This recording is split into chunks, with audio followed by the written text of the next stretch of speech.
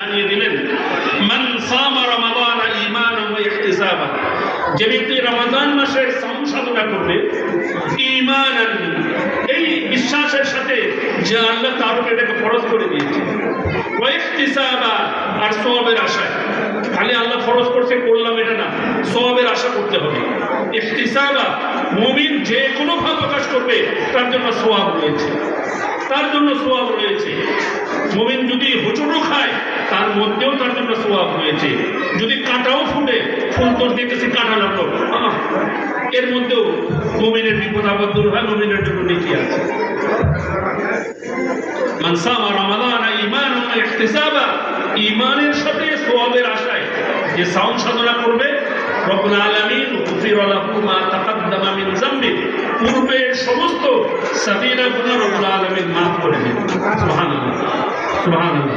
তাহলে আমরা যে আল্লাহর কাছে যাব, ওয়াযআল মিজান, আল্লাহ দাঁড়িপাল্লা নির্ধারণ করবে, সেখানে আমাদের গুনাহ এবং নেকি মাফ হবে। নেকির পাল্লা যদি ভারী হয়ে গেল তাহলে মাশাআল্লাহ জান্নাত, ফাহুয়া ফি ঈশাতির রাদিয়া।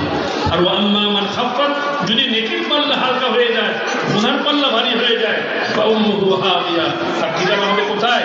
হাবিয়া দুজক। হাবিয়া দুজকটা কি? আল্লাহ জিজ্ঞাসা করেন ওমা আদরাকা মা হিয়া নারুন হামিয়া, আপনি তো জানেন সেটা কি? গরম আগুনের কারখানা, ওখানে গরম আগুনের ঠিকানা। তাই আমাদেরকে যত বেশি নেকি অর্জন করা যায় সেই দিকে আমাদেরকে চেষ্টা করতে হবে। আমার আগে সম্মানিত শায়েখ বলে গেলেন 5 ওয়াক্ত সালাত আদায় করতে হবে, আল্লাহর সাথে ব্যবসা, কোরআন তেলাওয়াত করতে হবে, কোরআন নাজিলের মাসে, কোরআন নাজিলের মাসে কোরআন তেলাওয়াত করতে হবে, সাওম সাধনা করতে হবে। এক মাসের মধ্যে অনেক রকমের ইবাদত আমরা করে থাকি। আমরা রোজা রাখি, আমরা যাকাত দেই, 2টা ফরজ হয়। আর নফলের মধ্যে আমরা নিজেরা ইফতার করি, অন্যদেরকে ইফতার করে। আমরা কিয়ামুল লাইল, তারাবি বা তাহাজ্জুদ আদায় করি। আমরা যাকাত আদায়ের পাশাপাশি কিছু দান খায়রাতও করি। আমরা সাদাকাতুল ফিতর বা ফিতরা আদায় করি। এই যে অনেক নেকির কাজ, তাই না? তারাবি করলে কি নেকি?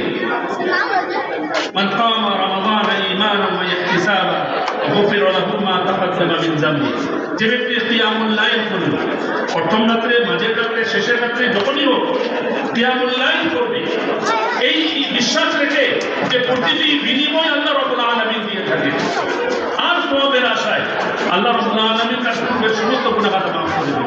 সুবহানাল্লাহ, সুবহানাল্লাহ বলুন। আমরা এই যে তারাবি করি, কখন করি? তারাবি যে করি কখন করি? এশার নামাজের পর পরে। আল্লাহ রাসূল বলেছেন, যে ব্যক্তি এশারের নামাজ জামাতের সাথে পড়লো, ও যেন আধা রাত্রি জেগে ইবাদত করলো। আর যে ব্যক্তি ফজরের নামাজও জামাতের সাথে পড়লো, বাকি আধা রাত জেগে ইবাদত করলো। সুবহানাল্লাহ।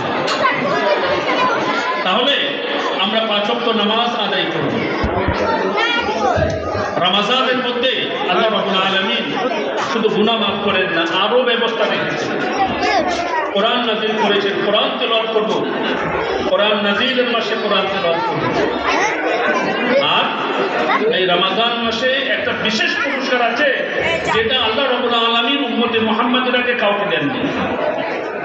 নবী মুহাম্মদুর রাসূলুল্লাহ সাল্লাল্লাহু আলাইহি ওয়াসাল্লাম শুআবুল ঈমানের হাদিস, তিনি তার সাহাবাদের সামনে আলোচনা করতেছেন, বনি ইসরাঈলের অমুক ব্যক্তি 1000 মাস আল্লাহর ইবাদত করেছে, রোজা রেখেছে, নামাজ পড়েছে, জিহাদ করেছে। সাহাবায়ে কেরাম বলেন, ইয়া রাসূলুল্লাহ, আমাদের হায়াত তো খুব কম, তাহলে আমরা তাদের সাথে পারবো কি করে? আমাদের সাথে তাদের তুলনা, যে আমরা উপরে থাকবো, কি করে থাকবো? আল্লাহ রাব্বুল আলামিনের নবী বলে আল্লাহ তাআলা আমাদের জন্য একটা বিশেষ পুরস্কার দিয়েছেন, বিশেষ পুরস্কার দিয়েছেন।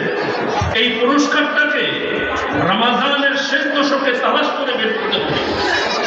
রমজানের শেষ দশকে বেজর রাত্রিগুলোতে, শুধুমাত্র 27 না, 21, 23, 25, 27, 29, 5টা বেজর রাত্রি। 5টা বেজর রাত্রি যদি আমি আল্লাহর ইবাদত করি, 5টা বেজর রাত্রে ইবাদত করে এখন যদি কেউ বলে এই ফুলের যে তোড়াটা আছে এই তোড়ার মধ্যে একটা স্বর্ণের মেডেল আছে, যে পাইব লয়ে দেবো বা আমি যে একটা ফুলের মধ্যে দেখুন এই ফুলের তোড়া থাকবে ছিন্নি বিক্রি করা হবে। এখন ভরি কত? প্রায় 2.5 লাখ টাকা। একটা যদি মেডেল পাই 2.5 লাখ টাকা ভরি, 2 ভরিও যদি 1 ভরিও যদি থাকে 2.5 লাখ টাকা। তাহলে মূল্যবান জিনিস অর্জন করার জন্য তালাশ করতে হয়। রমাজানের শেষ দশকে বেজর রাত্রিগুলো আমরা তালাশ করি। আল্লাহ রাসূল বলেছেন তাহাররাউ, তোমরা তালাশ করো লাইলাতুল কদরে কে রমাজানের শেষ দশকের বেজর রাত্রিগুলোতে। তাহলে বেজর রাত্রিতে কি আছে? লাইলাতুল কদর। লাইলাতুল কদরের মর্যাদা কি? লাইলাতুল কদরি খায়রুম মিন আলফি শাহর। লাইলাতুল কদর 1000 মাস থেকে উত্তম। সুবহানাল্লাহ। লাইলাতুল কদর 1000 মাস, এবং মুফাসসিরিনে কেরাম বলে এমন 1000 মাস, 1000 মাস বলতে মোটামুটি 84.5 বছর হয় যদি প্রত্যেক বছর 12 মাস ধরি। মুফাসসিরিনে কেরাম বলেছেন ওই সমস্ত মাস, এই যে লাগাতার 1000 মাস, সেখানে রমাজান থাকবে না। তাহলে 1000 মাসের মধ্যে যদি রমাজান মাস যদি আসে তাহলে কয়টা আসতে পারে? তাই না? রমাজান মাস বাদ দিয়ে মোটামুটি 90-92 বছরের ইবাদতের চেয়ে বেশি খায়রুম মিন আলফি শাহর, আল্লাহ তার চেয়ে উত্তম দিয়ে থাকে। সুবহানাল্লাহ, সুবহানাল্লাহ। এটা শুধু লটারি না, এটা আল্লাহ রাব্বুল আলামিনের পক্ষ থেকে পুরস্কার। লটারি তো যেটা দেখা যায় না সেটা হারাম, কিন্তু এইটা খোঁজা, এটা খোঁজা আমাদের জন্য অবধারিত। কারণ একটা রাত ইবাদত করে আমরা 85 বছর বা 90 বছরের চাইতে বেশি ইবাদত করার নেকি পেয়ে যাব। সুবহানাল্লাহ, সুবহানাল্লাহ। কিন্তু আমাদের এই পয়সায় পাওয়া যায় না। অধিকাংশ মুসল্লি 23-এ, 25-এ, 29-এ পাওয়া যায় না। 27-এ সন্ধ্যার পর থেকে মসজিদ দখল করি।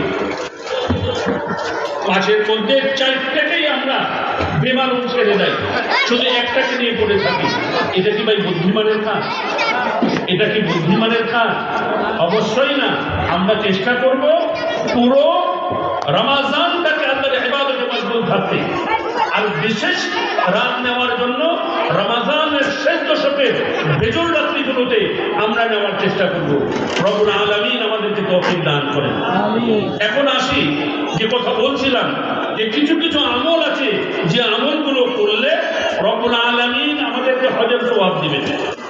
তবে ওই সমস্ত ব্যক্তিদের হজের মতো না যারা এখান থেকে কষ্ট করে, এখন তো মাশাআল্লাহ 7-8 লাখ 9 লাখ 10 লাখের নিচে হজ হয় না, নিচে 6-6.5। আপনাদের এলাকায় মাশাআল্লাহ আমাদের এক ভাই আছেন ইব্রাহিম আলম, যথেষ্ট পরিশ্রম করেন হাজী সাহেবের পিছনে। আরেকজন আছেন কোয়েল, হাফেজ কোয়েল, মাশাআল্লাহ।